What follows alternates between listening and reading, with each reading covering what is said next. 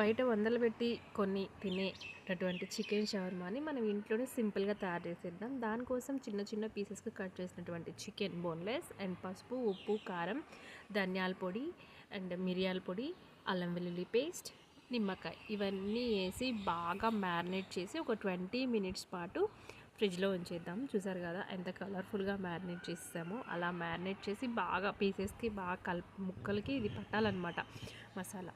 So దాన్ని ఫ్రిడ్జ్లో పెట్టేశాను. ఇప్పుడు నేను ఇంట్లోనే మైనోస్ కూడా తయారు చేస్తున్నా. దానికోసం 2 బాయిల్డ్ ఎగ్స్ అండ్ పెప్పర్, మిరియాల పొడి, సాల్ట్, నెక్స్ట్ నిమ్మరసం, ఇంకా పెరుగు ఇవన్నీ వేసేసి మెత్తగా స్మూత్ పేస్ట్ చేసేసుకున్నాను అనమాట.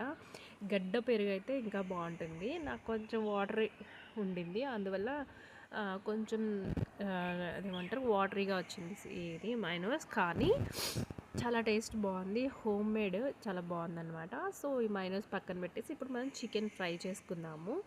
దానికోసం నేనైతే ఆలివ్ ఆయిల్ యూస్ చేస్తున్నా.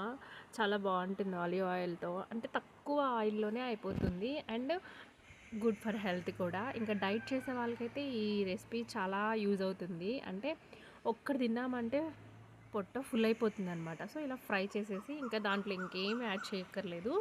సో దానికోసం నేను 2 చపాతీలు చేశాను, నాకు మా ఆయనకి ఇద్దరికి మాత్రమే. సో చపాతీ మీద మనం తయారు చేసినటువంటి మైనోస్ని మొత్తం స్ప్రెడ్ చేసేసి, తర్వాత ఇప్పుడు చికెన్ మనం ఫ్రై చేసాం కదా దాని మీద పెట్టేసి మళ్ళీ కూడా కొంచెం మైనోస్ వేసేసి అలా ర్యాప్ చేసుకొని తినేస్తే ఉందండి.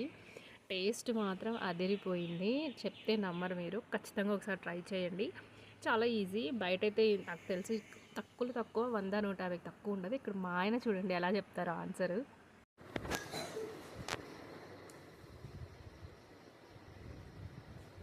ఎలా ఉంది? బాగా సూపర్. నిజంగానే బాగుందా? బాగుంది, ట్రై చేయొచ్చా? Okay, done. సో విన్నారు కదా, అది మా ఆయన రివ్యూ. మీరు కూడా ఖచ్చితంగా ట్రై చేయండి. అలానే like, share and subscribe to my channel.